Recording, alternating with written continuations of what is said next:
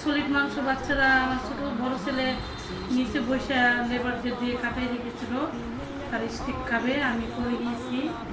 আমি নামার আগে আমি সেখানে ঘরে ব্যস্ত ছিলাম, তো আমি নামার আগে আমার ছেলে দিয়ে দেখি কিছু স্টিক করার জন্য মাংস সলিড কাটিয়ে রেখেছে। আবার আরিয়ানদের বাড়ি থেকে রান দিয়েছিল, সেখান থেকে কিছু সলিড মাংস আমি করার জন্য রেখেছি স্টিক করার জন্য। আজকে এটা স্টিক করে দেবো, স্টিকের জন্য কাটলাম। যেহেতু বাচ্চারা স্টিক করে, স্টিকটা করবো ঘি দিয়ে, ঘি বা বাটার, আর হলো এই একটু গোলমরিচ দিয়ে সুন্দর করে ধুয়ে লবণ দিয়ে মেখে রাখবো। তারপরে ওরা যখন আসবে, ওদের আসার কাছাকাছি আমি সব কিছু করবো। তো আমি এখন রেডি করে রাখতেছি। তো এই যে আমি কাটলাম, অলরেডি আমার কাটা হয়ে গেছে। আর শুধু এটাকে আর কয় খন্ড করবো। তো চিকেন করে নিলেই ভালো হয়, তাহলে একটু মানে খাইতে আরাম হয়। আর মোটা করে নিলে দাঁতের ভিতরে ভিড়ে, সেই জন্য আমি একটু চিকন করে নিচ্ছি, যেহেতু আমি ফ্রাই প্যানে ভাজবো, লাগবে না।